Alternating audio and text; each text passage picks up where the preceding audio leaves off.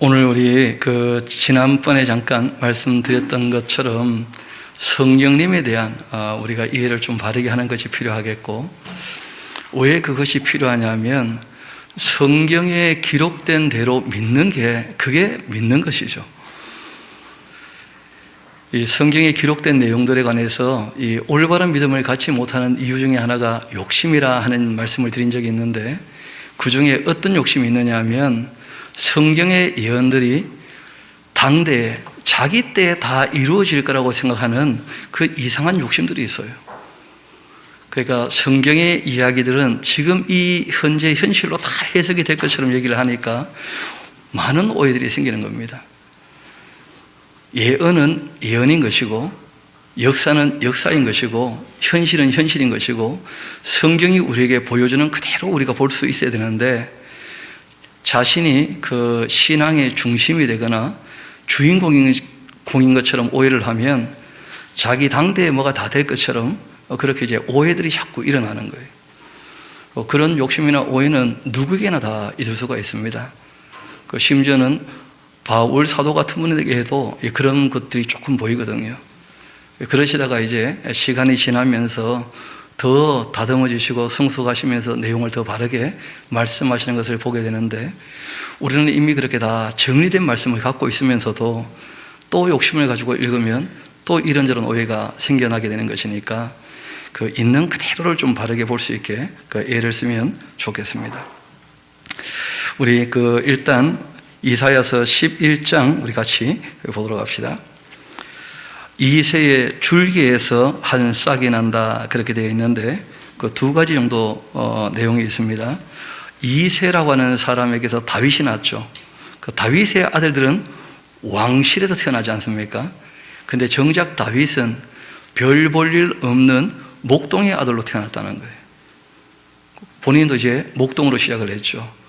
그래서 예수님의 그 탄생이 실제로는 세상 아무도 주목하지 않은 그 일로 시작이 될 것이다 하는 내용으로 이해를 합니다.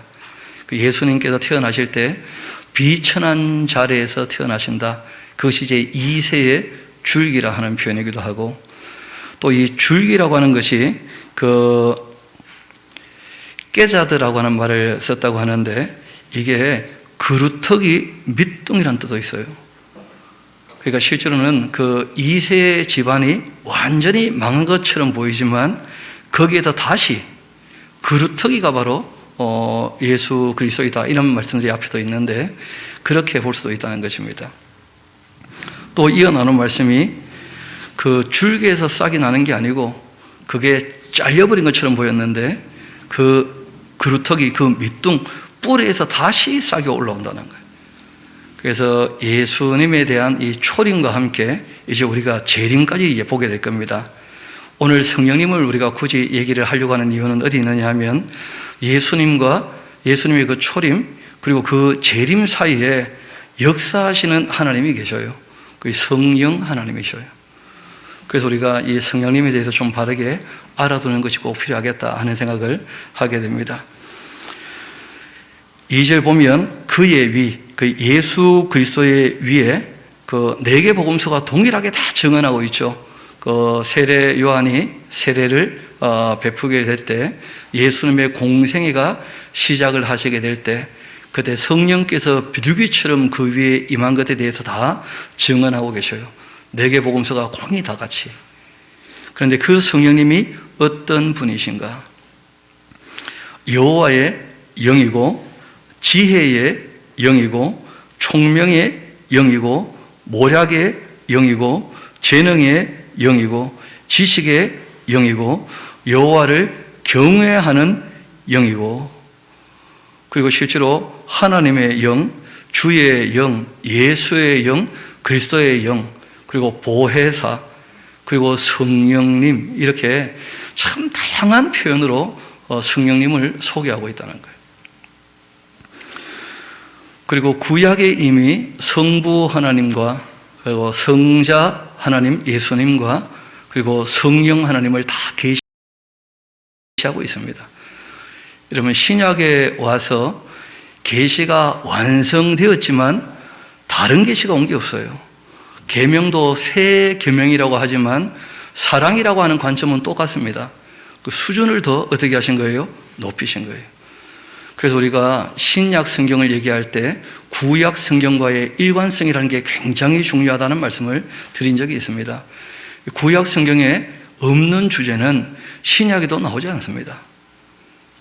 그래서 예수님의 그 재림까지, 그리고 또 천년왕국과 궁극적인 천국까지 이미 구약에 다 얘기되어 있습니다.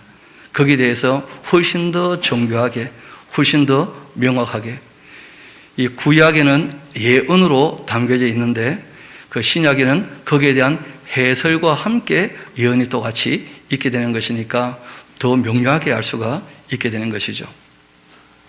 3절 이어봅시다. 그가 여호와를 경외함으로 즐거움을 삼을 것이다. 그 예수님의 즐거움은 참 특별한 즐거움이죠. 하나님을 경외, 공경해서 두려워하는 것을 자신의 이 영생의 즐거움으로 삼으셨다. 그렇게 표현되어 있어요. 이런 것이 또 신앙인에게 있어서 아주 중요한 자세가 되는 것이죠. 하나님을 경외하는 것을 즐거움으로 삼는다. 그분은 눈에 보이는 대로 심판하지 않고 귀에 들리는 대로 판단하지 아니하시는 분이시고, 공의로서 가난한 자를 심판하시고 정직으로서 세상의 겸손한 자들을 판단할 것이다. 아버지 하나님의 보좌의 기초도 공의와 정의고, 예수님의 이 심판의 기준도 공의와 정의라는 거예요. 그 예수님은 구세주인 동시에 그 심판주가 되시죠. 그의 입의 막대기로 세상을 치며, 그러니까 그 입에서 나오는 말씀이 이 세상을 통치하는, 그리고 이 세상을 심판하는 그 내용이 되는 것입니다. 그 입의 막대기로 세상을 치며 그 입술의 기운으로 이 악인을 죽일 것이다. 그분의 말씀은 선하기 때문에 그분의 말씀 밖에 있으면 다 악한 거예요. 그분의 그 입술의 기운으로 악인을 죽일 것이다. 공의로서 그의 허리띠를 삼고 성실함으로 그 몸의 띠를 삼을 것이다.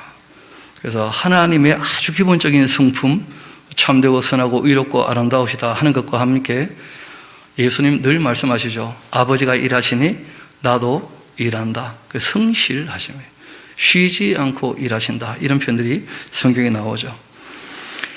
6절을 보면 그때에 하고 전혀 다른 때를 얘기하고 있습니다. 여러분, 그 이사야서뿐 아니고 많은 예언서에 이 그때에, 그날에 하고 얘기할 때 이것은 뒤에 나오는 내용들을 받는 그때입니다. 하나님이 정하신 어떤 특별한 때가 있다는 거예요. 앞에서부터 쭉 이어지는 얘기가 아니라는 거예요. 그때에 하게 되어지면 완전히 그 내용이 전환되는 겁니다. 그래서 하나님이 정하신 어떤 때가 있다는 거예요. 그 때와 시기는 아버지만 아십니다. 그러한 때를 지금 우리 때라고 자꾸 얘기하거나 우기는 것은 아주 부담이 되는 것이고 문제가 있는 거예요. 그게 욕심일 수 있다는 거예요. 왜냐하면 하나님의 궁극적인 회복의 때니까 우리 때 이루어지면 좋겠죠. 그건 저도 마찬가지예요. 그런데 그것은 아버지 권한에 달려있는 것이고 그것이 우리 때에 이루어진다는 보장은 어디에도 없습니다. 그런데 우리 때에 이루어질 거라고 이제 착각을 하기 시작하면 그게 잘못된 믿음을 갖는 거예요. 그래서 그 내용을 보고 그 내용을 맞춰봐야 돼요. 어느 때를 얘기하고 있는 것인지. 그래서 특별히 이 이사야서 11장, 12장은 그 천년 왕국에 대한 얘기를 많이 다루고 있는데 그 이스라엘의 회복에 대한 이야기, 그리고 천년 왕국이 끝나고 난 다음에 궁극적인 천국에 대한 이야기로 이어지는 것이죠. 우리 한번 6절 이어봅시다. 그때에 이리가 어린 양과 함께 살며, 동물원에 사는 거 얘기하는 거 아닙니다. 표범이 어린 염소와 함께 눕고 송아지와 어린 사자 또 살진 짐승이 함께 있게 되는 때가 온다는 거예요. 완전한 회복의 때. 그렇게 보이지만 독특한 표현이 나옵니다. 어린 아이에게 끌리며, 그 천국을 얘기하는 게 아니에요. 궁극적인 천국을. 왜냐하면 궁극적인 천국에는 시집가고 장가가는 일이 있습니까? 없습니까? 그런 거 없거든요. 그 어린아이가 나온다는 것은 궁극적인 천국을 얘기하는 게 아니라는 거예요. 회복의 때지만 이 땅에서 회복되는 천여왕국을 얘기합니다. 이어봅시다. 암소와 곰이 함께 먹고 그것들의 새끼가 함께 엎드리고 사자가 소처럼 풀을 먹고 정먹는 아이가 독사의 구멍에 장난치고 또 젖된 어린아이가 독사의 굴에 손을 넣을 것이다. 참된 평화가 이루어지는 이 세상의 악이 완전히 도말되고 그리고 그 사탄 마귀는 무정행에 갇혀 있고 마귀의 유혹이 없는 그 시대가 이 땅에 임한다는 거예요. 그때 이스라엘을 중심으로 임하는 것이죠. 그래서 우리가 그때를 보통 천년왕국으로 보는 것, 그것 이외에는 달리 볼 방법이 없습니다. 이어 나오지 않습니까? 내 거룩한 산, 그 줄쳐놓으시고 시온산 적으시면 되겠죠.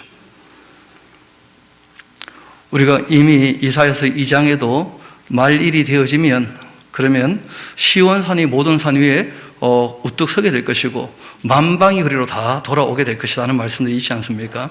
미가서를 우리가 공부할 때도 똑같이 그렇게 다루었었습니다. 그래서 누구에게 하는 말씀이냐 하는 것도 꼭 염두에 두셔야 됩니다. 그 시온산 얘기는 교회에 대한 얘기가 아니라는 거예요. 그 의외로 많은 서양학자들이 이 실현된 종말론, 그 종말은 이미 실현되었고 지금 이 교회 시대가 그 성령께서 함께 하실 뿐 아니라 예수님이 통치하는 시대 아니냐 하는 식으로 이해를 해요. 그런데 전혀 이 내용하고 안 맞다는 거예요. 그 누구에게 하시는 말씀인지를 염두에 두지 않으면 그 자신이 주인공이 되는 거예요. 좋은 말은 다 자기한테 한 줄로 알고 그는 착각을 일으키게 되는 겁니다. 그래서 항상 말씀드리는데 언제에 대한 이야기인지 그리고 어디서 누가 누구에게 하는 사실관계를 다 살펴봐야 돼요. 그리고 무엇을 어떻게 왜 하는 것을 얘기를 해야지. 그러지 않으면 늘 자기가 중심이 되어 있고 주인공이 되어 있고 그런 욕심으로 읽다가 보면 착각이 많아진다는 거예요. 이 이스라엘에게 하신 말씀과 교회에 하신 말씀을 구분하면서 읽어나가는 것이 필요할 것입니다. 내 거룩한 삶 모든 곳에 해됨도 없고 상함도 없게 될 때가 오면 그때는 예수님 재림 이후에 있게 되는 이 땅에 있게 되는 천여왕국이니까 물이 바다를 덮은 같이 여호와를 아는 지식이 세상에 충만하게 될 것이다. 그 말씀 그대로 되겠죠. 그러니까 이런 말씀은 교회와 관계 있는 말씀이 아니라는 거예요. 10절 이어봅시다. 또 그날 하나님이 계획하신 어떤 한 날이 있는 것이죠. 이새의 뿌리에서 한 싹이 올라오게 되고 만민의 기초로 서게 될 때가 온다는 거예요. 그 예수님께서 이스라엘뿐 아니라 이스라엘을 중심으로 온 세상을 통치할 때가 온다는 거예요. 그 교회가 전혀 아닙니다. 그렇지 않습니까? 잘 들으시라고 좀 계속 알아듣겠느냐? 이거는 새겨놓지 않으면 안 된다. 사인을 보내고 있잖아요. 이어봅시다. 만민의 기치로 서게 되고 열방이 그에게로 돌아올 것이다. 그가 거한 곳 영화롭게 될 것이다. 예루살렘, 이스라엘이 영화롭게 되고 모든 세상의 중심이 될 때가 반드시 온다는 거예요. 제사장 나라의 역할을 감당할 때가. 그거는 천영왕국 이외에는 설명할 길이 없고 교회에 대한 얘기는 전혀 아닙니다. 이어봅시다. 그날 주께서 다시란 표현 나오시죠. 그러니까 원래 예수님께서 초림할 때도 이스라엘을 부르러 오신 거 아닙니까? 이런 양들을. 근데 그때 안 되었다는 거예요. 자기 백성에게 왔지만 자기 백성이 영접지 않았다는 거예요. 그래서 다시 이제 손을 펴시는 날이 옵니다. 그 재림의 때를 얘기하는 거죠. 그의 남은 백성, 이거는 이제 그 이사야 시대를 조금 염두에 둬야 되는 것이니까 그 아수르, 애국, 바드로스, 구스, 엘람, 시날, 하맛, 바다 섬들 다 돌아오게 하실 거다 이렇게 되어 있거든요. 거기에서 이거는 그 당시에 동서남북을 일컫는 표현들이에요. 다. 그래서 세상 이 사방에서 다 돌아올 것이다. 이스라엘이 그렇게 말씀하신 것이죠. 또 이어봅시다. 여호와께서 열방 향하여 기치를 세우실 것이고 이스라엘의 쫓긴 자들을 모으실 것이고 땅 사방에서 유다의 흩어진 자들 다 모으실 때가 온다는 거예요. 그때가 되면 에브라임의 질투는 없어진다. 그런 표현이 나오죠. 북왕국, 남왕국이 갈라졌지 않습니까? 북왕국의 대표적인 이 지파가 에브라임 지파예요. 그 에브라임 지파가 늘 남왕국 유다에 대한 질투가 있었다는 거예요. 그런데 예수님이 통치할 때가 오면 그러면 이제 에브라임의 질투는 당연히 사라지는 것이죠. 또 유다를 괴롭게 하던 자들 어떻게 될 거라고요? 끊어질 거예요. 그러니까 이거는 유다에 대한 이야기고 지금도 끊임없이 유다 지파 유대인들은 시끄럽게 핍박을 받거나 문제가 있습니까? 없습니까? 끊임없이 충돌이 있거든요. 자기들도 이방인들을 괴롭히지만 본인들도 여기저기서 위협을 많이 받고 있어요. 이어봅시다.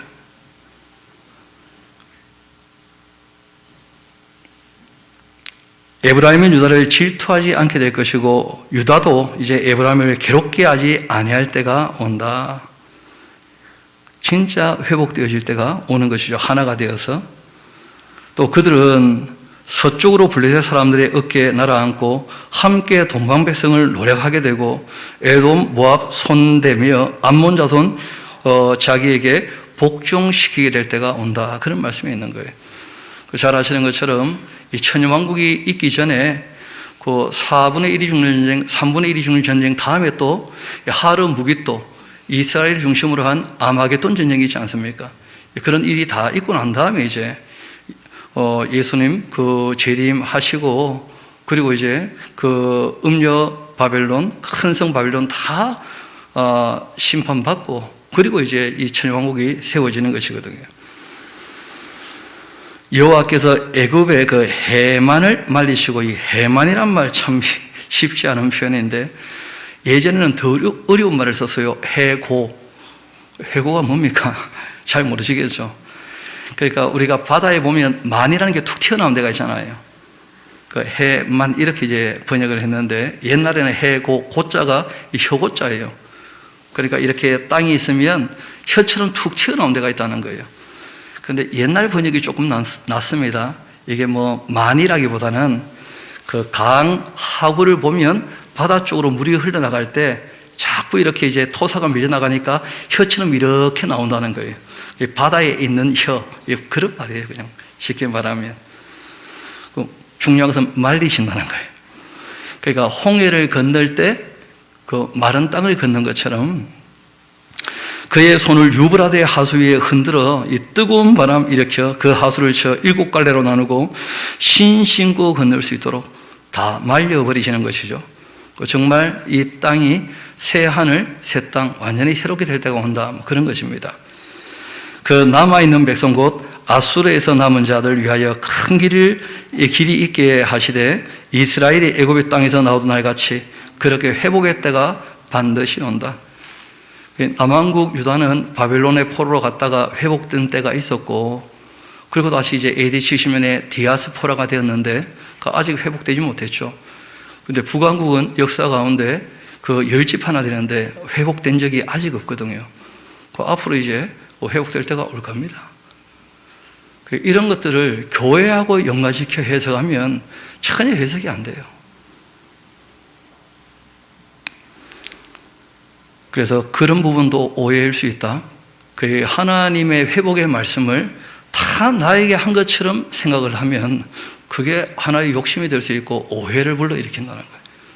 그래서 명확히 누구한테 하시는 말씀인지를 봐두는 것이 중요합니다.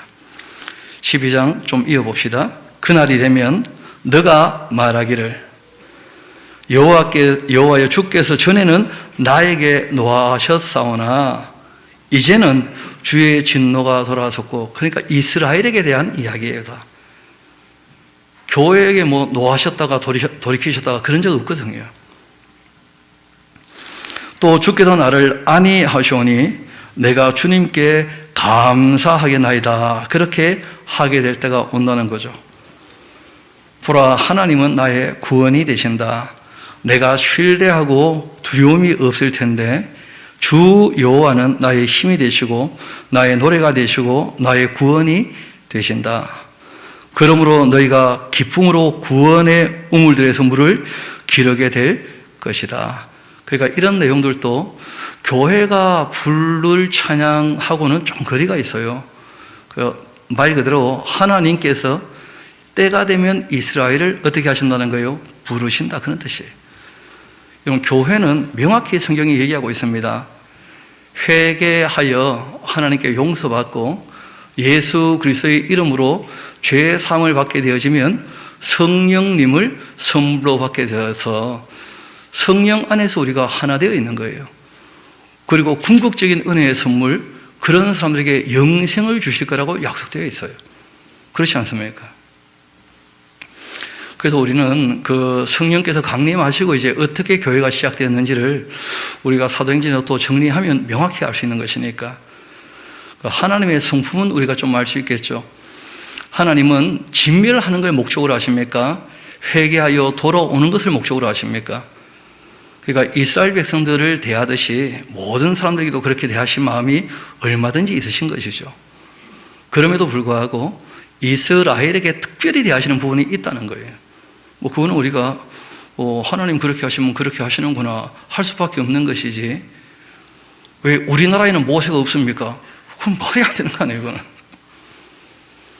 초등학생들은 그런 질문을 할 수 있어요. 저도 물어봤거든요. 왜 이스라엘은 아브라함이 있는데 왜 우리는 없습니까? 하면서. 모르겠다. 모르는 게 아니고 원래 없는 거죠. 역사 가운데 없는 건데. 그러니까 때와 장소에 대해서 전혀 인식 없이 다 그냥 자기가 주인공 되고 싶으면 이상한 억지를 부리게 되는 거예요. 그건 너무 유치한 것이죠. 그래서 하나님 하신 일을 그대로 우리가 인정하는 게 중요합니다. 또 그분이 하신 일은 옳지 않은 게 없어요. 이어봅시다. 또 그날 너희가 또 말하기를 여호와께 감사하라. 그의 이름을 부르며 그 행하심을 만국 중에 선포하면서 그의 이름이 높다 하라. 그러니까 이스라엘을 중심으로 해서 하나님께 돌아오는 때, 그런 교회 시대가 아니거든요. 그건 천영왕국 이외에는 설명할 길이 없습니다. 여호와를 찬송할 것은 극히 아름다운 일을 하셨기 때문이다. 이를 온 땅이 알게 할지어다. 그리고 나오지 않습니까? 시온의 주민아, 소리 높여 불러라. 이스라엘의 거룩하신 이가 너희 중에 크심이니라. 그렇게 할 것이니라. 그래서 교회가 일을 하는 것은 예수님 재림 전까지가 교회의 역할이 다 되는 것이고, 예수님 재림 이후에 이스라엘을 중심으로 다시 이제 온 세상이 하나님께 돌아오게 되는 것은 그 천년왕국 이외에는 방법이 없는 겁니다. 그래서 그 시대는 다르다는 걸 꼭 염두에 두시면 그 어렵지 않게 정리가 되겠죠. 그래서 예수님의 초림, 그리고 이제 예수님의 죽으심과 부활과 승천 이후에 성령께서 교회 앞에 계시되시고, 그리고 이제 예수님 재림 전까지 성령께서 교회를 이끄시고, 그리고 이제 예수님 재림하시면 예수님이 직접 사람이 되셨기 때문에 승천하셨다가 부활하신 예수님이 직접 이 땅을 오셔서 통치하시는 때가 반드시 온다는 거예요. 그런 교회 시대에 일 수 없습니다. 그래서 오늘 여러분 나눠드린 게 있는데, 오늘 낮에 그리고 또 오후에 좀 나누어 보려고 합니다. 내용이 조금 많아요. 그래서 오늘 하루 종일 할까 하다가 도망갈까봐 우리 오늘 낮에는 간략하게 성령 하나님이라는 표현은 우리가 오후에 다 함께 보게 될 것이고, 성경에 보면 성령님에 대한 여러 가지 이제 표현들이 나와요. 그러면 하나님이 영이시죠. 그런데 하나님이 영이신데 그 하나님의 영이 또 있는 거예요. 그래서 우리가 성부 하나님 계시는데, 성자 하나님 계시는데, 그 그리스도의 영 하는 표현이 나오거든요. 예수의 영 하는 표현이. 그러니까 성령님 계신 게 확실하죠. 그래서 아버지와 아들이 보내신 하나님이신 영이 계신다는 거예요. 똑같으신 분이시거든요. 그래서 우리가 성부 하나님, 성자 하나님, 성령 하나님 세 위격이신데 한 분이시다 하고 고백을 하는 것이고, 성령 하나님이 계시는 사람은 일단 하나님을 알아본다는 거예요. 거의 성부, 성자, 성령이 계신다는 것을 알아본다는 거예요. 그리고 그 성자 예수님이 참 하나님이시고 참 사람이신 것을 고백하게 된다는 거예요. 그리고 예수님의 그 증언, 그 말씀을 다 깨닫고 그 말씀을 따라 살게 도우신다는 거예요. 그래서 이 구약의 이 여호와의 영 하는 표현이 나오고, 또 구약 신약의 하나님의 영 하는 표현도 나오고, 또 신약의 그 예수의 영, 그리스도의 영 나오겠죠, 그렇죠? 그리고 또 주의 영 하는 말은 그 구약 신약 다 나오게 될 겁니다. 그리고 보혜사 하는 말은 그 신약에서 이제 얘기를 하게 될 텐데, 일단 이 성령님은 영 중에 거룩한 영이다, 이렇게 이제 우리가 번역을 한 것인데, 원래 루아흐 하는 말, 그 히브리 말로 그러하죠, 그렇죠? 또는 뭐 헬라어로 푸뉴마 하는 말, 이런 말은 영이라 하고 번역도 되어지는 말인데, 때로는 바람으로 번역되기도 해요. 또는 후 하고 사람이 숨을 쉬는 호흡이라 이렇게 번역되기도 합니다. 그래서 그 내용들을 봤을 때 특별한 어떤 인격을 얘기하게 되면 그는 성령 하나님이 확실한 거죠, 뭐. 그래서 이제 다 그 하나님의 영, 여호와의 영, 주의 영, 예수의 영, 그리스도의 영, 보혜사, 또 성령, 이렇게 이제 번역을 하게 된 것인데, 우리 먼저 그 하나님의 영에 대해서 잠깐 봅시다. 창세기 1장을 보면 땅이 혼돈하고 공허하고 흑암이 깊음 위에 있고, 하나님의 영은, 그 태초에 하나님이 천지를 창조하시는데 하나님의 영은 수면 위를 운행하셨다는 거예요. 그러니까 창조주시라는 거예요. 성령님도, 성부 하나님, 성자 예수님, 성령 하나님도 창조주시라는 거예요. 또 출애굽기를 보게 되면 그 하나님의 일을 하게 되어지는 부살렙, 올리압, 이런 사람들에게 하나님의 영을 그에게 충만케 하는데, 그 지혜와 총명과 지식을 허락해 주셔서 여러 가지 일을 하게 하신다. 지금 이제 이사야에서 소개했던 내용하고 거의 비슷하죠, 그렇죠? 지혜와 총명과 지식의 영이다. 또 민수기를 보면 그 발람이라는 사람이 발락에게 이끌려 가지고 이스라엘 백성을 저주하러 올라왔다가 하나님의 영이 이제 그에게 임하시게 되었을 때 이스라엘을 저주하지 않고 오히려 복을 빌어주는 그런 모습을 보게 되어지죠. 또 사무엘 상서를 보면 사울이라는 인물이 그 사무엘에게 이제 그 발탁을 받고 백성들에게 인정을 받고 난 다음에 그 처음 나라가 세워질 때 그때 성령께서 특별히 역사하셔서 이 사울이라는 인물이 하나님 앞에서 이제 일을 하게 되어지는 그 일련의 과정을 얘기하는 것을 보게 됩니다. 또 길란 야베트 사람들이 어려움 당할 때에도 성령께서 이제 도우셔서 크게 감동되어 자기 민족을 위하여 이제 화가 나가지고, 그래서 이제 자기 동족을 건지면서 이제 이스라엘 왕국이 시작되는 것이죠. 그럴 때 성령께서 역사하신 일이 있습니다. 또 사울이 잘 아시는 대로 교만하여 타락하지 않습니까? 그때 이제 다윗이 도망을 가고 그 다윗을 죽이려고 사람을 보내고 사울이 이제 쫓아온 적이 있는데, 그때 성령께서 사울이 보낸 사람과 사울에게 임하셔서 정신 나가게 만드셔요. 우리는 성령님의 역사를 개인적으로만 생각을 하니까 성령 임하시면 무조건 좋을 것처럼 생각을 하는데 그렇지 않습니다. 그러면 성령님은 모든 것이 합력하여 선을 이루시는 아버지 하나님의 뜻을 이루시는 일을 하셔요. 그래서 다윗을 죽이러 왔을 때 다윗을 보호하기 위해서 그 다윗을 죽이러 온 사람들에게 임하셨을 때는 그들에게 다윗을 죽이러 온 것을 까먹게 만드시는 거죠, 뭐. 그래가지고 이제 예언하다가 돌아가게 되는 그런 일들이 있거든요. 그래서 성령님은 아버지 하나님의 뜻을 이 땅에서 이루어 가신다. 그 성자 예수님도 마찬가지죠. 내 뜻대로 마옵시고 아버지 뜻대로 되기를 원합니다. 그러니까 성령님의 역사를 내가 좋게 해 주시는 분이구나 하는 식으로 생각하면 오해가 심해져요. 성령님은 하나님의 뜻을 이루시는 분이에요. 그래서 모든 것이 합력한다 할 때에는 개인적으로 그렇지 않을 수도 있다는 거예요, 때로는. 그래서 하나님의 사람들이 이 땅에 살아갈 때 고난이 늘 있습니까, 없습니까? 그렇죠. 환난, 핍박, 고난 얼마든지 있어요. 근데 그걸 능히 이겨내면서 일할 수 있게 도와주십니다. 왜냐하면 하나님의 뜻을 이루시기 위해서. 그러니까 성령님을 개인적으로 무조건 나를 도와가지고 내 기분 좋게 하고 나를 평안하게 하고 내 길을 다 열어주고 이런 식으로 생각하면 누가 주인인지 모르게 되는 거죠. 그래서 성령님은 아버지가 하나님의 뜻을 이루시는 일을 하신다 하는 걸 꼭 기억하셔야 돼요. 이어봅시다. 그 오뎃의 아들 아사랴가 북왕국이 이제 남왕국을 치고 한 10만이나 되는 그 사람들을 잡아오게 될 때, 그때 이제 하나님의 영이 임하셔가지고 그 형제 민족 돌려보내주라고 그렇게 얘기한 적이 있었죠. 또 역대기하서 24장을 보게 되면 하나님의 영이 제사장 요야다의 아들 스가랴를 감동하셔서 그 요아스 왕이 변절했지 않습니까?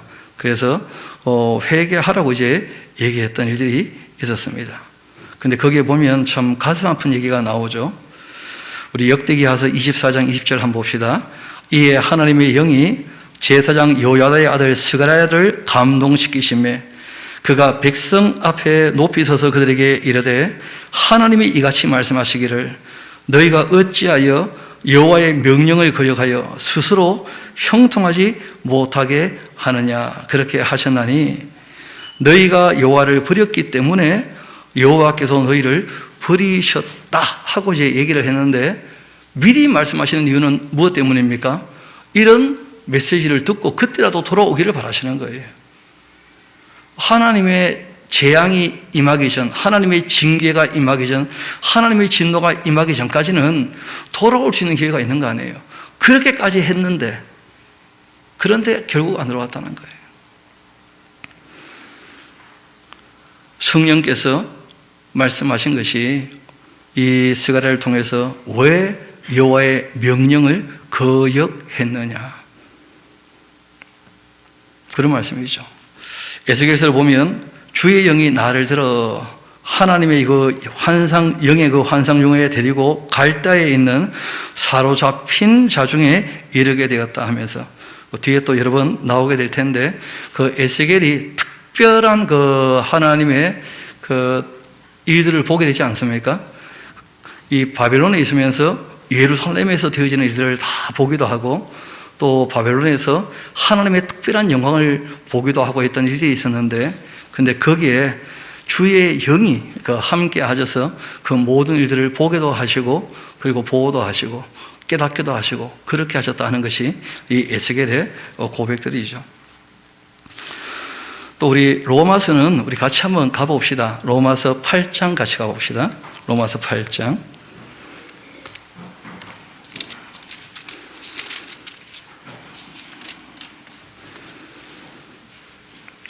그 1절부터 읽어가는 것이 훨씬 도움이 될 것 같습니다.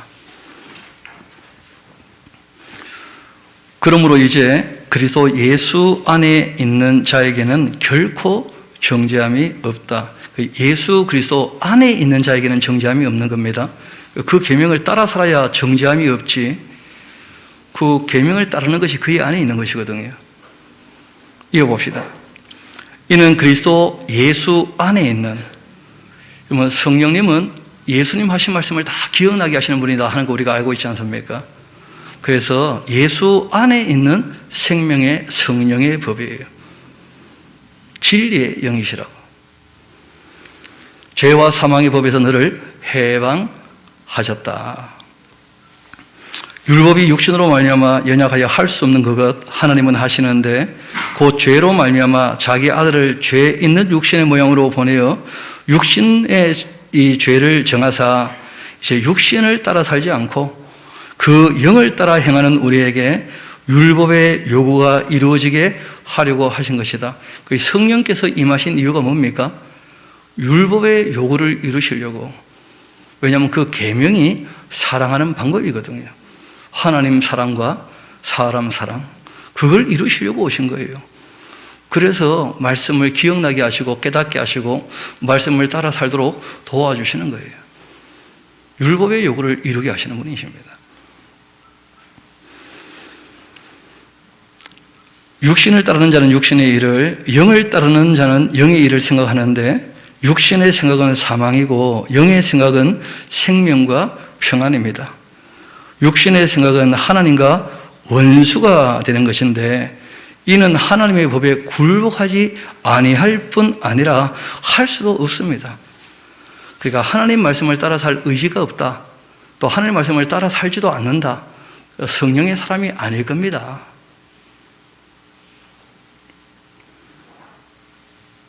육신에 있는 자들은 하나님을 기쁘시게 할 수가 없습니다. 9절이죠. 만일 너희 속에 하나님의 영이 거하시면 너희가 육신에 있지 아니하고 영에 있나니 누구든지 그리스도의 영이 없으면 그리스도의 사람이 아닌 것이다. 그렇게 말씀하신 거예요. 우리 다시 본문의 말씀으로 돌아오도록 합시다. 고린도전서 우리 2장에 있는 말씀을 한번 봅시다. 사람의 일을 사람 속에 있는 영외에 누가 알겠느냐? 이와 같이 하나님의 일도 하나님의 영 외에 아무도 알지 못한다. 그래서 성령께서 하나님의 일을 다 기록으로 남겨두신 거예요. 다 아시기 때문에. 그래서 우리가 성경을 하나님의 감동으로 된 것이고 성령님의 작품으로 우리가 다 이해를 하는 거예요. 하나님의 일은 성령님 이외에 누가 알겠습니까? 그래서 성령께서 하나님의 사람들을 감동케 하셔가지고 그걸 다 기록해 하신 것이거든요. 그래서 우리가 성경의 저자를 성령님이라고 고백하지 않습니까? 왜냐하면 성령님만이 하나님 아버지의 일을 다 아시기 때문에. 그 성경책은 성령 하나님께서 기록해 하신 거예요. 아버지의 뜻을 따라서. 고린도전서 12장 같이 한번 봅시다. 그러므로 내가 너희에게 알리노니 하나님의 영으로 말하는 자 누구든지 예수를 저주할 자라 하지 않고 또 성령으로 아니하고는 누구든지 예수를 주시라 할 수 없느니라. 특별히 이 당시에는 이제 유대인들이 나무에 달린 자는 어떻게 되었다고 봅니까? 저주받은 자라고. 성령님은 예수님이 누군지를 명확히 알게 해주시는 분이시죠. 이런 이단들을 가만 보면 이런 구도들이 있습니다. 일단 성부 하나님은 다 인정한다는 거예요. 그런데 성자 예수님이 오셔가지고 뭘 일을 좀 미진하게 하신 거야. 그래서 남은 일을 자기가 해야 된다는 거예요. 그래가 자기가 이게 지금 성령께서 특별히 임하셔가지고 특별하게 부르셔서 특별하게 일을 하고 있다는 거예요. 그런데 사람들이 쏟고 따르는 거 보면 참 저렇게 분별력이 없나 싶어요. 여러분, 예수님이 오셔서 온전히 다 이루셨습니다. 요한계시록까지 해서 이 역사 마지막까지의 이야기까지 다 말씀하시면서 이제 그 말씀을 따라 살도록 하신 거예요. 예수님 이외에 다른 존재가 있어서는 안 됩니다. 왜냐하면 성령님도 스스로 말씀하시는 분이 아니에요. 예수님 하신 말씀을 기억나게 하시는 분이시지. 그런데 그런 자리에 꼭 서 있는 사람들이 있다는 거예요. 자기 말을 따르게 하려고. 다 위험한 사람들입니다.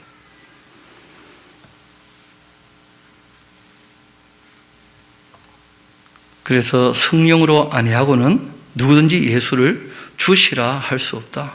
예수님이 주인이라면 그 말씀까지가 답니다. 주인이 말을 다 안 했으니까 내가 이어서 하마. 그게 다 이단이 되는 거예요. 그렇지 않습니까? 본인이 주인도 아니면서 주인이 나한테만 특별히 무슨 말을 해줬다 귀뜸으로. 그거 다 위험한 사람들입니다. 이미 계시록까지 다 말씀하셨어요. 고린도 후서를 보면 3장에 이런 말씀도 있죠. 너희는 우리로 말미암아 나타난 그리스도의 편지인 것이다.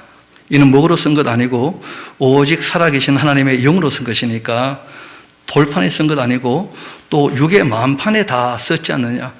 예수님 하신 말씀을 다 알아들을 수 있게 성령께서 도우셨다면 그 말씀 따라 살아야지 그래. 너희들이 편지 아니냐, 편지. 그리스도의 편지. 이 세상 사람들이 어떻게 우리 예수님을 알을 수가 있을 것인가? 하나님의 사람들 사는 거 보고 우리가 곧 편지니까. 바울이 얘기한 것은 고린도 교회 성도들이 그리스도의 편지라는 거예요.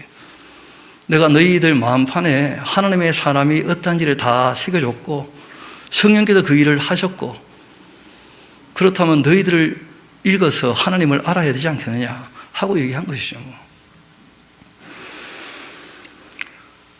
베드로전서 4장을 보면 이런 말씀도 있죠. 너희가 그리스도의 그 이름으로 치욕을 당한다면 오히려 복 있는 사람이다. 왜냐하면 고난 다음에 뭐가 있기 때문입니까? 영광이. 그래서 영광의 영, 곧 하나님의 영이 너희 위에 계시기 때문에 이 악한 세상에서는 하나님의 뜻을 따를 때 뭐가 있다는 거예요? 오히려 치욕도 당하고 고난도 있다는 거예요. 우리가 말씀 앞에서 바르게 하면 세상이 뭐라고 하든지 흔들릴 필요가 없다는 것이죠. 그럼 세상은 종종 조롱해요. 왜 그렇게 바보처럼 사냐고, 왜 그렇게 멍청하냐고, 왜 손해보고 사냐고, 네가 수고한 거 가지고 왜 남에게 나누어 주냐고. 오히려 그런 것을 가지고 조롱하고 멸시하고 그렇게 합니다.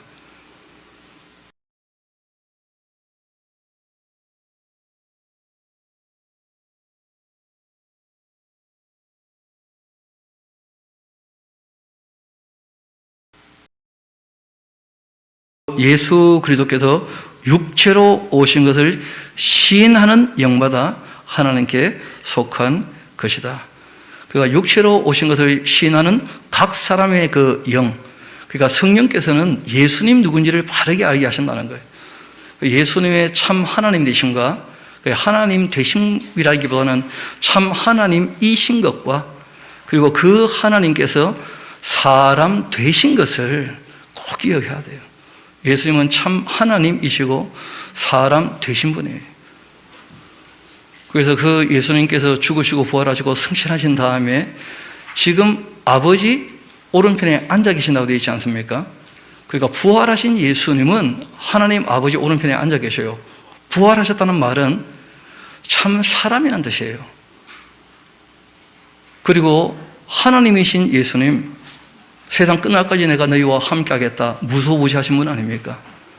예수님께서 이 세상을 통치한다라고 하는 것은 부활하신 그 예수님이 다시 오셔서 사람으로 이 땅을 통치하시는 거예요. 만왕의 왕으로. 참 하나님이시고 참 사람이신 거예요. 그래서 예수님의 그 재림은 부활하신 그 예수님이 이 땅에 다시 오신다는 뜻입니다. 하나님이신 예수님, 나누어 보니까 또 이게 참 헷갈리는 건데, 왜냐하면 또 나누려면 나눌 수 없거든요, 어떻게 보면. 하나님은 정말 우리가 말로 표현할 수 없는 존재예요. 계시된 그대로 고백할 수밖에 없는 것이죠. 세상 끝날까지 함께 하겠다고 하셨기 때문에 함께 하시는 것이 확실한데, 내가 다시 이 세상에 와서 통치하겠다 하신 것은 부활하신 진짜 몸을 갖고 계시는 그 예수님이 오셔서 통치하시는 거예요. 전혀 다른 문제죠. 하나님의 영이라 표현된 것들은 성경에 이렇게 있고요. 그 다음 우리 한번 봅시다. 여호와의 영하고 이제 표현된 것이 있죠. 그 사사시대 때 사사들에게 임한 하나님의 영, 여호와의 영이 계셨다는 거예요.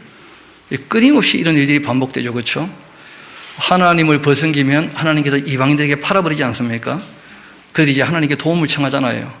그때 이제 하나님의 영이 사사 누구에게 임하셔서 이제 일을 하게 도우신 거예요. 그런데 여호와의 영은 변함이 없는데 사람들은 자꾸 변하지 않습니까?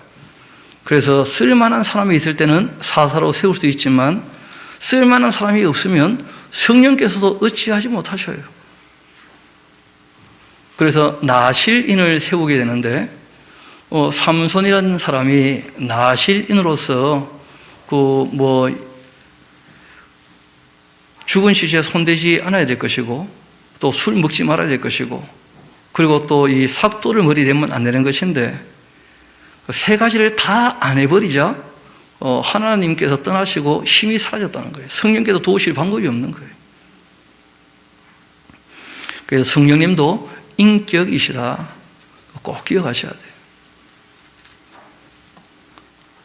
그리고 사무엘상서 16장을 봅시다. 사무엘이 기름 뿔병 가져다가 그 형제 중에 그에게 부었더니 그날 이후로 다윗이 여호와의 영에게 크게 감동되었다. 그래서 다윗이라는 인물이 그 사울에게 쫓겨다닐 때도 낙심은 되지만 늘 하나님을 의지하고 바라볼 수 있는 그런 입장이 되어 있는 것이고, 또 골리앗 같은 사람을 만나도 아주 담대하죠. 그렇죠? 게다가 다윗이 이런 얘기한 적이 있습니다. 우리 사무엘 하서 23장 같이 가봅시다.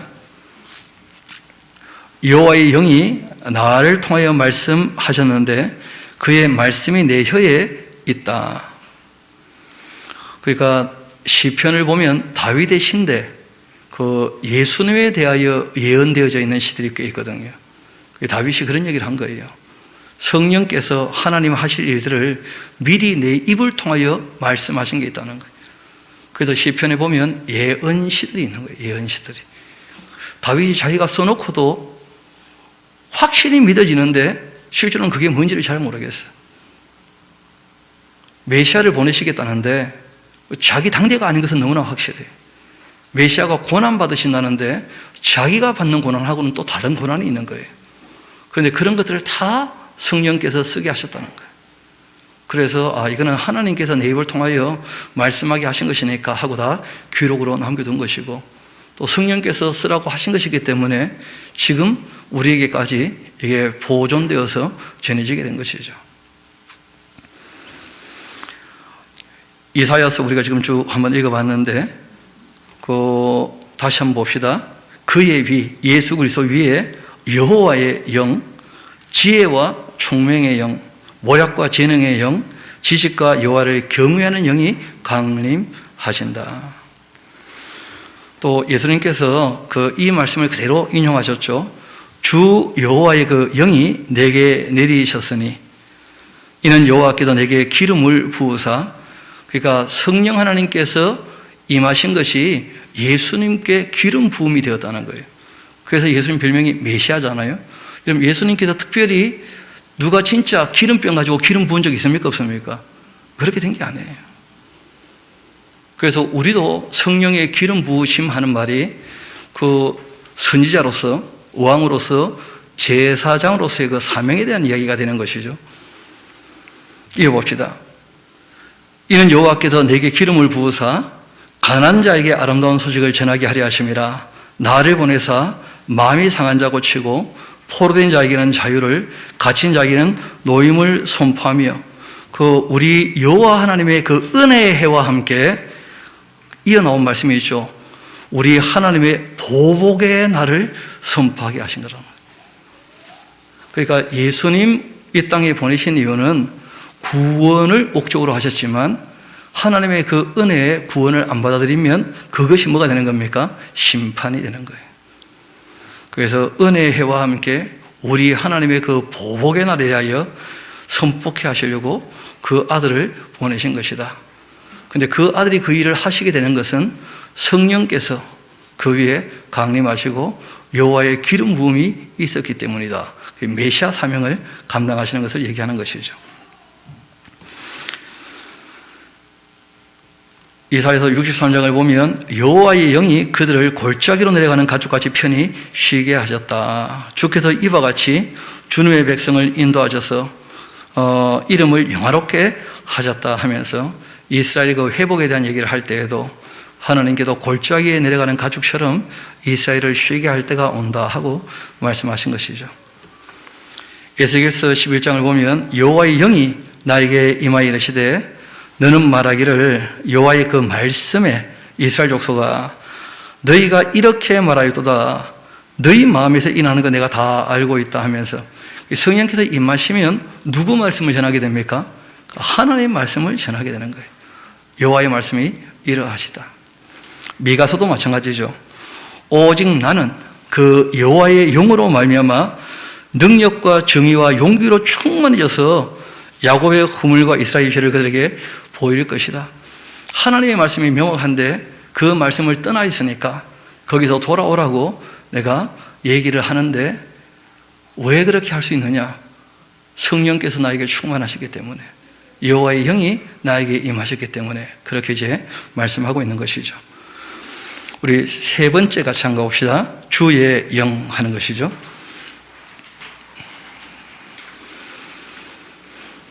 느헤미야서 9장을 보면 그러나 주께서 그들을 여러 동안 참아주시고 또 주의 선자들을 통하여 뭘 하셨느냐? 주의 영으로 그들을 경계하셨다는 거예요. 그러니까 성령님은 진리의 영이시고 말씀하시는 영이셔요. 아버지의 뜻을 알려주신다고. 스스로 무슨 말씀하시는 게 아니라는 거예요. 문제는 그들이 듣지 않은 게 문제죠. 아무리 말씀을 하셔도. 직접 말씀하시는 것은 그 말씀을 알고 있는 사람들을 일깨우시는 것이죠. 하나님의 사람들. 그리고 그들의 입을 통하여 사람들에게 듣게 하시는 거예요. 또 시편에 아주 시적인 편들이 있기도 한데 주의 영을 보내어 그들을 창조하시고 지면을 새롭게 하십니다 하면서 그 창조뿐 아니고 새하늘 새 땅에 대하여 이 성령께서 역할을 또 하시는 것이죠. 또 시편 139편을 보면 재미있는 표현이 있죠.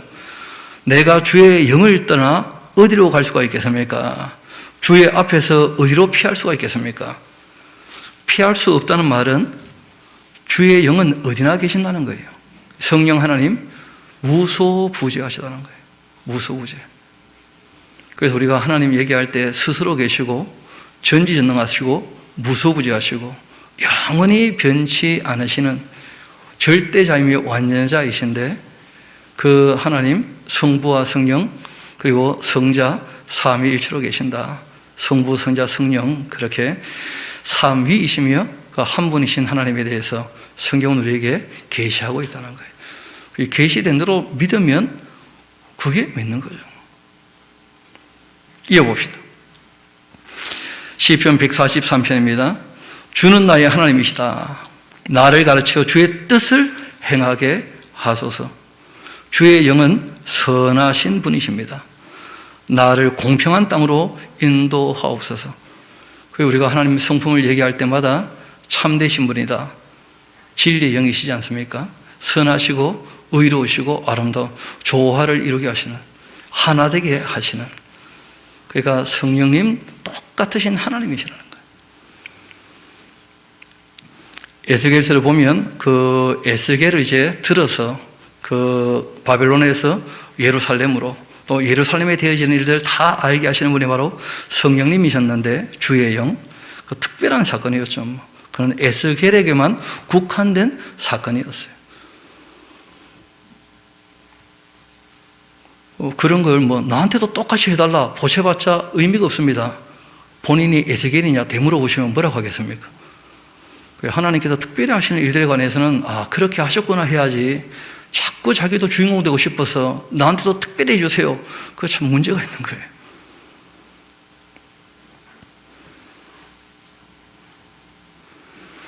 사도행전 5장으로 같이 가봅시다. 베드로가 이르되 너희가 어찌 함께 깨하여 주의 영을 시험하려고 하냐? 그 욕심을 가지고 외식을 하고 거짓을 말하니까 이게 주의 영을 시험하는 거라는 거예요. 그러면 사람이 인격적으로 거짓을 행하겠다고 결정해서 거짓을 따라가면 성령님 못 말리십니다. 그 마음을 능력으로 바꾸신다 그런 거 없다는 거예요. 그 인격에 대한 문제예요. 인격. 그래서 아나니아와 삽비라 같은 사람들 그 잘 아시는 것처럼 정말 칠이 되고 그 자리에서 즉사했죠. 일벌백기 아닙니까? 성령께서 함께 하시는 자리인데 그들의 죄가 오히려 드러나게 되었다는 거예요. 그 성령님이 인격이시다 꼭 기억하셔야 됩니다. 우리의 인격을 어떻게 하시는 분이십니까? 존중해 주시는 분이에요. 그래서 보혜사 곁에서 도와주시는 분이시지 우리를 장악하고 우리를 막 주관하고 강권적으로 역사하시고 그런 분 전혀 아니십니다. 하나님에 대한 큰 오해가 있는 거예요. 하나님은 인격적으로 말씀을 하시는 분입니다. 그래서 하나님에 대한 오해가 생기면 악령에 쏘가 있으면서도 성령이라고 척할 수 있다는 거예요. 내 의지와 상관없이 뭐 잘 되네 하면서, 내 의지와 상관없이 누가 나를 이끄네 하면서, 내 의지와 상관없이 나를 이끌고 있다면 그는 악령일 겁니다. 나의 인격을 무시하는. 이어봅시다. 사도행전 그 8장인데요. 둘이 물에서 올라올 새 주의 영이 빌립을 이끌어 가셨다. 내시는 기쁘게 길을 가고 그를 다시 보지 못하게 되었다. 그래서 성령께서 이 구스 내시가 성경을 알려고 애를 쓰니까 성경도 있고 성령님도 역사하시고 알고 싶어 하는데 누가 없는 거죠? 교사다. 그래서 빌립을 교사로 붙여주셔서, 왜냐하면 사람의 입을 통해서 말씀을 하셔요. 기록된 말씀이 이미 있기 때문에. 그래서 빌립이라는 교사를 붙이셔가지고 그 말씀을 정말 깨닫게 도와주시는 것이죠. 알려고 하니까. 그리고 고린도후서 3장 17절은 같이 한번 읽어봅시다. 굉장히 중요한 말씀인데요. 시작. 주는 영이시니 주의 영이 계신 곳에는 자유가 있느니라. 그러니까 주의 영이 계신 곳에는 자유가 있어요. 진리를 알지니 진리가 너희를 어떻게 할 거라고요? 자유롭게 할 거예요. 그러니까 우리가 사랑으로서 섬기면 되는 것이지 서로 너무 매이지 말자는 거예요. 우리가 진리와 사랑에만 매이는 것이지 다른 것을 가지고 사람들을 메워놓고 힘들게 만들고 하지 않는 것이 잘하는 것입니다. 왜냐하면 우리 주님은 영이신데, 그러니까 하나님 영이시잖아요. 예수님 영이시잖아요. 그런데 그 아버지 하나님과 아들이 보내신 주의 영이 또 있다는 거예요. 주는 영이시고 주의 영이 또 계셔요. 그 주의 영이 계신 곳에는 뭐가 있다는 거예요? 자유가 있다는 거예요. 참된 자유가. 죄에서 해방되고 그리고 죽음의 공포에서 해방되어지는 참된 자유가 있는 거예요. 관계에 있어서 마찬가지입니다. 서로 인격적으로 대하고 양심을 존중해 주기 때문에 진정한 자유가 있는 거예요. 이런 자유를 자꾸 억압해가지고 그 남을 괴롭게 하고 하면 안 되겠죠. 제가 들어보니까 죄송한 얘기인데 그 새벽 기도에 나오라고 누가 자꾸 전화를 한다는 거예요. 아니, 우리 교회 말고 저쪽에. 자기는 밤늦게까지 일해서 피곤해 죽겠는데 권사가 돼서 왜 새벽 기도에 안 나오냐 자꾸 전화를 해가지고, 그래서 교회를 떠나야 되나 말아야 되나 고민을 한다는 거예요. 고민을. 그런 것은 챙겨주는 게 아니고 괴롭게 하는 거예요. 괴롭게. 남의 자유를 억압하는 거예요. 그래서 우리가 신앙생활할 때 말씀을 배울 수 있는 기회가 있으면 말씀을 배우고 그 다음에는 알아서 해야 돼요. 자원해서. 성경에 보면 스스로란 말이 너무 많이 나오지 않습니까? 인격인데. 그렇지 않습니까? 그래서 주의 영이 계신 곳에는 자유가 있다. 고린도후서 3장 18절 이어서 말씀하시죠. 우리가 다 수건을 벗은 얼굴로 거울을 보는 것 같이 주의 영광을 보매 그와 같은 형상으로 변화하여 영광에서 영광에 이르니 곧 주의 영으로 말미암은 것 아니겠느냐. 그러니까 성령께서 함께 하시면 말씀을 바르게 알게 되는 거예요. 성령께서 함께 하지 않으시면 마치 수건으로 덮어놓은 것처럼 바르게 안 보이는 것이죠. 이쪽 지역 사람들은 사막길을 많이 가기 때문에 자기 몸을 이렇게 수건으로 휩싸거든요. 그러니까 수건으로 휩싸고 있으니까 상대를 잘 알아봅니까? 못 알아봅니까? 그걸 수건을 벗어야 알아볼 거 아니에요. 성령께서 함께 하시면 성경을 대할 때도 마찬가지입니다. 수건을 벗겨낸 것처럼 그 내용을 바르게 알 수가 있는 것이죠. 또 바울이 일을 할 때 동쪽에서 이제 서쪽으로 가고 있는 중이었는데 북쪽으로 가려고 해도 아시아로 가려고 해도 막으시고 또 이 북쪽으로 비두니아로 가려고 해도 막으셨는데 성령께서 막으셨고 예수의 영이 막으시고 같은 은이죠. 그렇죠? 성령님은 아버지와 아들이 보내셨어요. 그리고 우리 다섯 번째 한번 봅시다. 그리스도의 영 하는 말이 나오죠. 우리가 아까 전에 8장 1절부터 9절까지 쭉 다 읽어봤는데 하나님이 영이 가시면 너희가 육신이 있지 않고 영에 있는 것이다. 하나님의 영이 있으면 욕심 따라 살지 않는다는 거예요. 더 이상 정말 양심을 쫓아 정직하고 성실하게 살아가지. 여러분, 성실한 것과 욕심은 다른 거예요.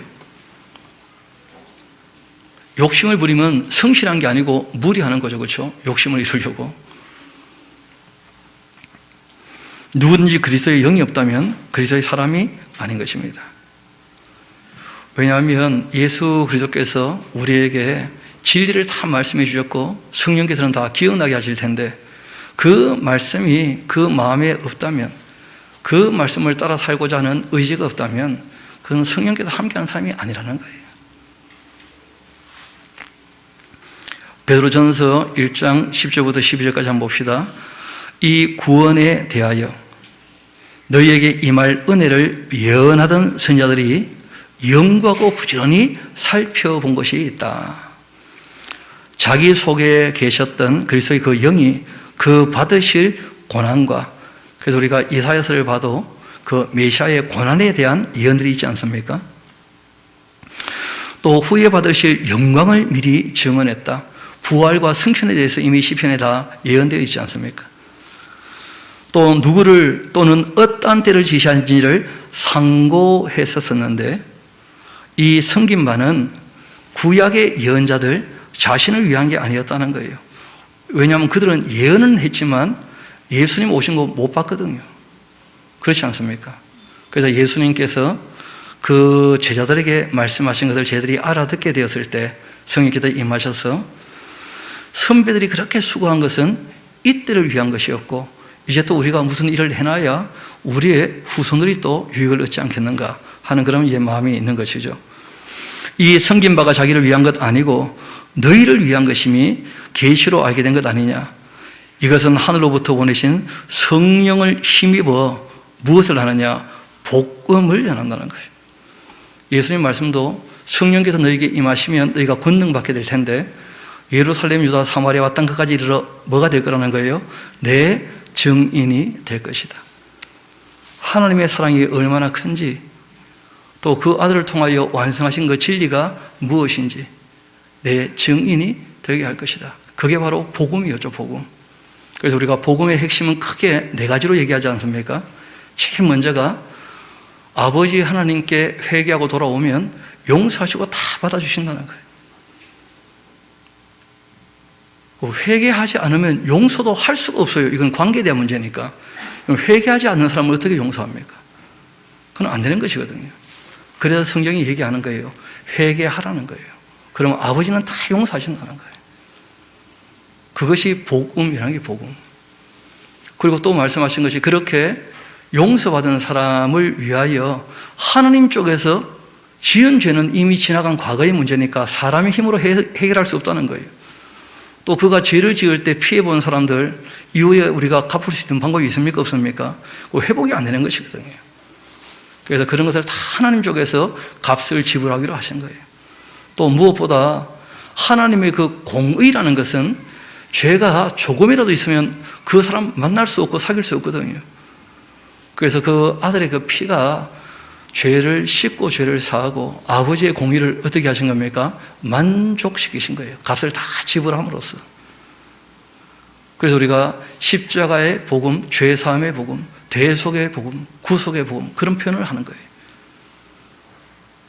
그리고 그렇게 회개하고 죄 사함 받은 사람에게 하나님께서 성령님을 선물로 주셔요.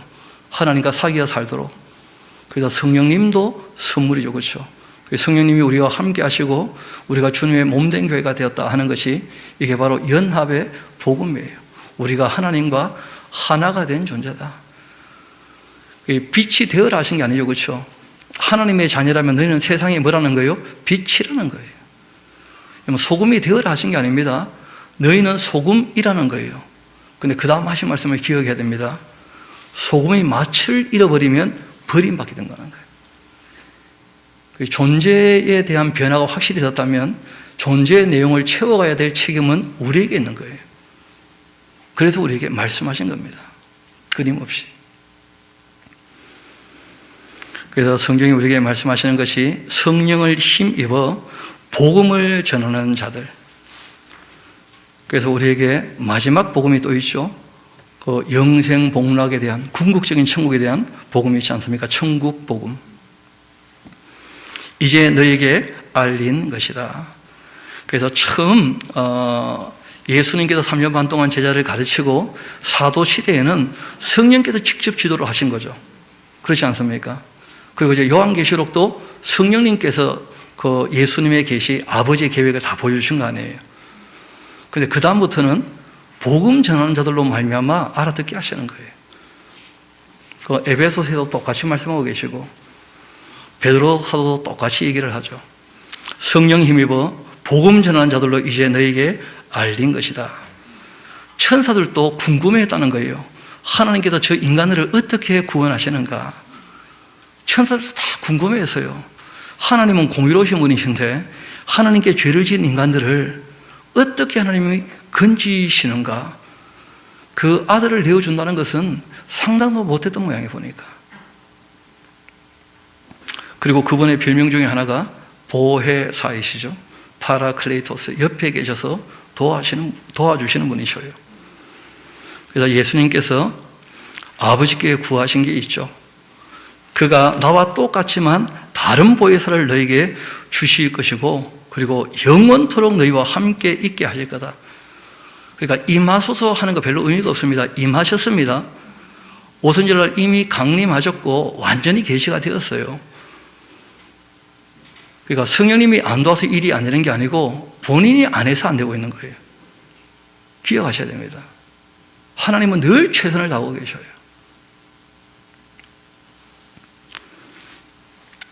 보혜사 곧 아버지께서 내 이름으로 보내실 성령, 그가 너에게 모든 것 가르칠 거고 내가 너에게 말했던 것 다 생각나게 하셔서 그 복음서 다 기록된 거 아니겠어요? 예수님의 그 가르침이다.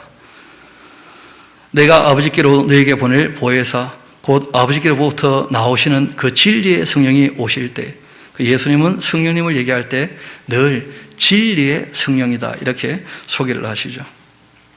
그분이 뭐 하실 거냐? 나를 증언하실 것이다. 예수님을 바르게 알게 도와주신다는 거예요. 그러나 내가 너에게 실상을 말하는데 내가 떠나가는 것 너에게 유익할 거다. 부활하신 예수님 승천하시는 게 유익할 거라는 거예요.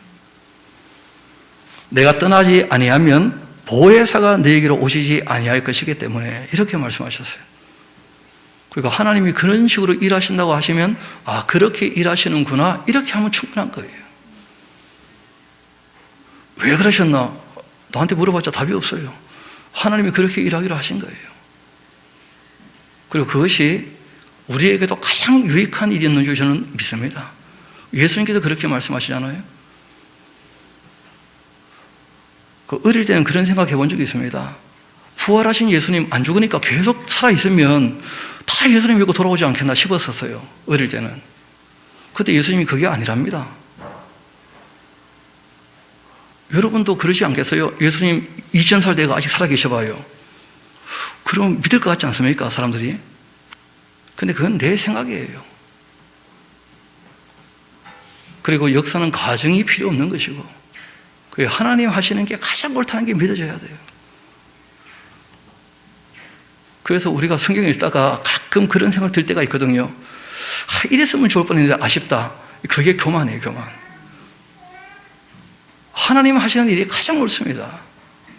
하나님을 신뢰할 수 있어야 돼요. 우리가 다 알지도 못하면서 하나님이 이랬으면 더 좋을 뻔했는데 그런 게 세상에 어디 있습니까? 그런 생각이 쌓이면 이단되고 마는 거예요. 그래서 신앙은 하나님 하시는 일 중에 옳지 않은 것이 없다는 것을 인정해야 돼요. 정말 하나님을 신뢰해야 됩니다. 그래서 오늘 말씀 마무리하도록 합시다. 성령님의 다양한 모습들이 나타나지만 지금 우리가 봤던 몇 가지 내용들이 있는데 지혜의 영이다 하는 말씀은 있지 않습니까? 그렇죠? 그 이치를 깨닫고 분별력을 갖게 도우신다는 거예요. 정말 분별력이 있어야 됩니다. 분별력이 없으면 쏘으니까요. 성령님은 지혜의 영이셔요. 그리고 총명의 영이시다고 할 때 총명은 분별력과 함께 그 깨달음, 이해력, 뭔가를 읽고 듣고 배울 때, 특별히 하나님 말씀을 읽고 듣고 배울 때 납득이 되고 이해가 된다는 거예요. 깨달아지고 아, 이런 뜻이구나. 욕심이 스며들면 안 보입니다. 여러분, 모략은 보통 좋을 때 씁니까? 안 좋을 때 많이 씁니까? 모략을 쓴다. 그 모략이란 말이 원래 애차라는 말이 조금 달라요. 우리가 보통 얘기하는 모략이란 말하고는 조금 의미가 다른데, 애차란 말은 충고해 주시고 조언해 주시고 또 의논해서 따르도록 만들어 주신다, 그런 의미예요. 보혜사라는 단어하고 제일 어울리는 단어이겠죠, 그렇죠? 애차. 그래서 우리가 성령께서 말씀으로 우리를 어떻게 해요? 충고하시고 양심을 찌르시고 이런 표현을 이제 쓰게 되는 것이죠. 또 그분은 능력이 있으셔요. 그래서 우리가 은사, 하나님의 일을 하기 위하여 나타나는 모든 은사, 사랑으로 수고하는 모든 이 능력들, 이게 전부 다 성령님의 은사라는 거예요. 능력. 그래서 그분은 재능의 영이시다. 이 게브라 하는 말이 힘이나 실력이나 세력, 권력, 권능, 모든 힘도 다 하나님께로부터 왔다는 거예요. 그래서 사랑으로 역사하는 믿음, 이게 진짜 믿음이라는 거예요. 사랑을 가지고 힘있게 일을 하는 것, 그 능력을 성령께서 주신다는 거예요. 지식, 이 다트, 이런 배워서 실천할 수 있게 도우시는 분이 성령 하나님이셔요. 지식의 영. 배우면 배움이 있게 하신다는 거예요. 배웠는데 아무것도 모르겠다.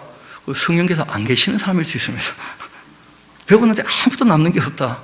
예수님 말씀에 보면 길가 같으면요, 배워도 아무것도 남는 게 없어요. 또 들을 때는 잠시 기쁨으로 듣지만 실천하고자 안 하면, 그러니까 성령께서 거하지 않으시니까, 그러니까 아무것도 없는 거죠. 돌밭이 돌밭. 또 그 마음에 덤불이서 가시덤불이, 그게 성령께서 함께 못 하십니다. 그 덤불이 뭐냐? 욕심과 염려라는 거예요. 욕심과 염려. 그게 있으면 성령께서 함께 하시는 게 안 된다는 거예요. 그러면 열매가 없는 거예요, 열매가. 마음밭을 갈아서 옥토를 만들라 부탁을 하시죠. 그래서 이 지식의 영이시다. 진리를 배우면 그 진리가 무엇인지를 알게도 하시고 또 그 말씀을 따라 살도록 도우신다 하는 것이죠. 또 이 지식 중에 아주 중요한 지식이 도덕에 관한, 윤리에 대한 지식이라는 거예요. 여러분, 그래서 율법 자체가 무엇입니까?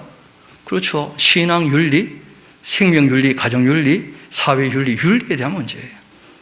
하나님 말씀이 도덕과 윤리죠. 도덕은 개인적인 문제인 것이고 윤리는 관계에 대한 문제일 텐데, 참되고 선하고 의롭고 아름다운 것을 자기 마음에서부터, 그리고 이제 관계에서 확인되어지는 것으로, 그렇게 도덕과 윤리로 드러나야 되겠죠. 그리고 성령님은 하나님을 경외하는 영이시고 또 경외하게 하시는 영이셔요. 그래서 하나님을 정말 공경하면서 두려워하는 것이죠. 그래서 우리가 우리에게 허락하신 성령님 정말 소멸치 않도록 조심해야 됩니다. 대단하니까 전설을 보면 성령을 소멸치 말고 하는 말씀이 있어요. 하나님이 없어진다는 것은 말이 안 되는 것이고, 우리가 깨끗하지 않으면, 또 깨끗하려고 늘 씻지 않으면 성령께서 함께하기 부담스러워 하셔요. 여러분, 성부 하나님도 떠나신 적이 있었다는 거예요. 성자 예수님도 부활하시고 떠나셨잖아요. 그리고 AD 70년에 잘 아시는 것처럼 예루살렘은 2차 성전 무너지고 멸망하고 말았어요. 아직까지 성전 안 세워지고 있지 않습니까? 성령님 늘 우리와 함께 할 수 있도록 우리가 성령님께서 원하시는 대로 진리를 따르고 서로 사랑하고 또 하나님께서 우리에게 주신 이 지식을 우리 마음판에 새겨나가고 깨달은 대로 살아가는 저와 여러분 되기를 소망합니다. 우리 함께 기도하시겠습니다.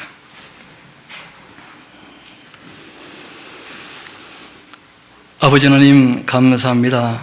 저희들 좀 짧은 시간이기는 하지만 우리 예수님께 강림했던 성령님이 어떤 분이신지, 그 아버지와 아들이 우리에게 보내신 성령님 어떤 분이신지, 또 성경에 계시되어서 우리에게 확인되어지는 성령님 어떤 분이신지 우리가 함께 살펴보게 되었습니다. 성령 하나님께서 이 말씀을 통하여 우리에게 어떤 분인지 확인되어 사오니 저희들도 인격적으로 주님을 바르게 섬기며 또한 사람들과 사랑을 나누며 살기를 소망합니다. 연약하고 부족한 저희들을 도와주시기를 소망합니다. 모든 것을 주님께 의탁합니다. 감사드리며 우리의 구주가 되시는 예수님 이름으로 기도합니다. 아멘.